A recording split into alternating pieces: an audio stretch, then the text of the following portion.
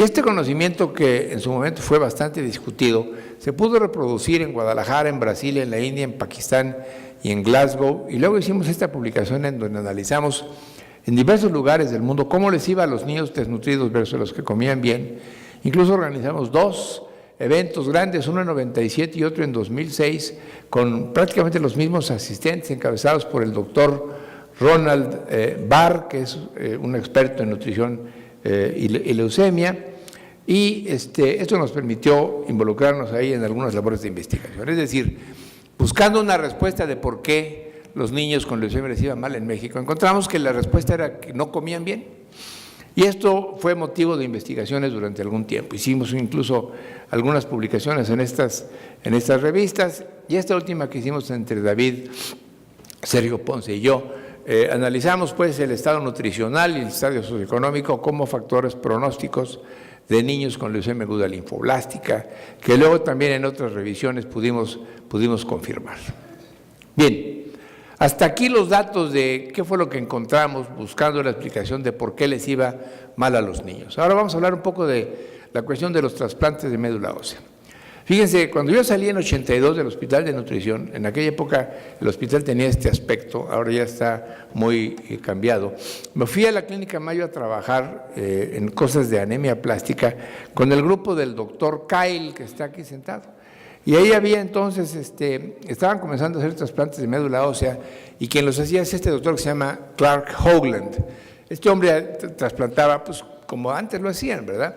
2 meses en el hospital, cuartos de flujo lamilar, presión positiva, antibióticos, etcétera. Entonces, cuando yo volví en 83 a la Clínica Ruiz, dije yo, no, esto no se va a poder hacer como se hace en la Clínica Mayo.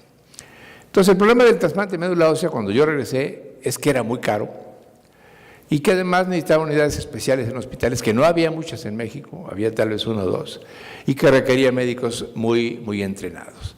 Esta distribución de la luz en el mundo es una foto tomada por satélite, desde luego, que además está compuesta, porque cuando aquí es de día o de noche, pues aquí es de día, pero aquí es todo de noche, y ven ustedes como las zonas en donde hay más luz son las zonas en donde hay más dinero. Y si ustedes analizan la distribución de los centros que participan en este registro internacional de trasplantes de médula ósea, pues es más o menos igual. Es decir, los trasplantes se hacen en sitios en donde hay dinero. Y eso no es justo, porque hay más lugares del mundo con gente pobre que con gente rica. Entonces, este Center for International Blood and Marrow Transplant Research es el que ha analizado muy bien esta situación. Y fíjense ustedes cómo es dramático la proporción de los pacientes que se trasplantan en Estados Unidos y en Canadá contra los que se trasplantan en Latinoamérica. Y eso lamentablemente crea pues muchos problemas para los pacientes. Aquí están algunos datos del número de trasplantes en sitios como Argentina, Brasil, México y Uruguay. Fíjense cómo cuando esto se hizo en 2004, había más pacientes trasplantados en Uruguay que en México, cuando Uruguay es un país que solito ocupa lo que es el estado de Nuevo León, ¿verdad? ¿Por qué en México no estaban haciéndose trasplantes de médula ósea? Pues había muchas razones para explicarlo. David alguna vez hizo cálculos y me dijo que en México solamente se trasplantan el 10% de los pacientes quienes requieren un trasplante de médula ósea. Y los que no se trasplantan, pues ahí están, ¿verdad? Son sujetos que necesitan trasplantarse y que no se trasplantan por diversas formas. Entonces, en un viaje que hicimos David y yo a Cuba, está hecha esta foto en el bar Floridita. Aquí está Ernest Hemingway. Este que está aquí no es Ernest Hemingway, este es el doctor Gómez Almaguer, que estábamos tomando ahí un daiquiri. Entonces, platicábamos sobre eso y en otro congreso posterior al que fuimos, decidimos tomar una decisión. Vamos a reproducir los métodos que yo aprendí a hacer en la Clínica Mayo para trasplantar la médula ósea, o vamos a hacer métodos totalmente diferentes. Optamos por la segunda opción por razones fundamentalmente económicas, porque aquí no había. ¿Y qué fue lo que hicimos en trasplantes autólogos?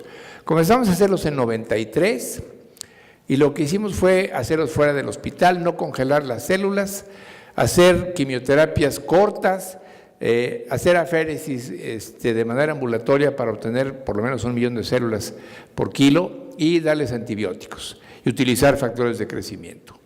10 años después de haber comenzado este programa de trasplantes, hicimos esta publicación y luego analizamos nuestros datos en mieloma múltiple. Este trabajo ha sido multicitado porque se ha reproducido en muchos lugares del mundo. Trasplantar mieloma es muy sencillo, no se requiere unidad de trasplantes, es bastante seguro, etcétera.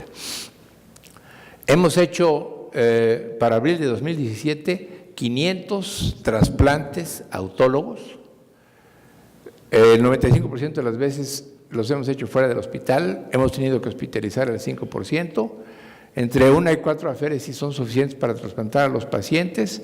Hemos usado plerixafor en algunos pacientes, muy pocos afortunadamente porque es muy caro. Les ponemos el menor número posible de transfusiones y ahí está la curva de distribución de frecuencias de nuestros trasplantes. Desde 93 que comenzamos con los autólogos, luego 96 los halogénicos, y vean ustedes cómo en este momento estamos ya alrededor de 700 trasplantes, incluyendo, estos son la curva de supervivencia de los trasplantes autólogos en hemopatías malignas, 146 pacientes y 354 pacientes trasplantados con esclerosis múltiple, en el cual la supervivencia es del 100%, es decir, ningún paciente de los 354 que hemos trasplantado se ha muerto. Usando nuestra experiencia para trasplantar fuera del hospital, el doctor Cardús se dio a la tarea de poner un grupo de pacientes, aquí específicamente 268, y este trabajo que hicimos entre varios, los que estamos aquí presentes, el doctor Gómez Almaguer, nosotros, etcétera, logramos juntar esta experiencia, y esta experiencia se presentó de manera oral en el Congreso de la American Society of Hematology hace algún tiempo. ¿Qué sobre los trasplantes halogénicos? Comenzamos en 96, 3 años después de los autólogos. Esta fue la primera publicación que hicimos en 2000, fue cuando demostramos que se podían hacer fuera del hospital. Y claro, la gente pues no creía en estas cosas, decía que no era posible. Y los datos sobresalientes son usar medicamentos accesibles, hacerlos fuera del hospital, hacer pocas aféresis, las menos posibles, ponerles pocas transfusiones, no administrar ganciclovir porque no se daña tanto el sistema inmune, no usar inmunoglobulinas y pocos factores de crecimiento. Hemos trasplantado para abril de 2017 211 pacientes. Ahí están algunas de las características de nuestro programa de trasplantes, que es parecido a lo de cualquier programa de trasplantes de todo el mundo. En esta publicación hicimos datos sobre trasplantes en niños. Esta fue en Hodgkin, vean ustedes aquí en leucemia aguda mieloblástica, leucemia mieloide crónica en fase crónica, cómo podemos trasplantar sin ponerle sangre a los pacientes, anemia plástica, leucemia aguda mieloblástica recaída o refractaria, donde no va bien, leucemia aguda linfoblástica recaída, comparación de Glivec contra trasplante de médula ósea en México, trasplantes de intensidad reducida en linfomas y luego también trasplantes de células placentarias. Hemos logrado desarrollar una unidad de aféresis grande, tenemos actualmente 7 máquinas de aféresis para hacer nuestros trasplantes y como les digo, esto ha ido creciendo de manera interesante.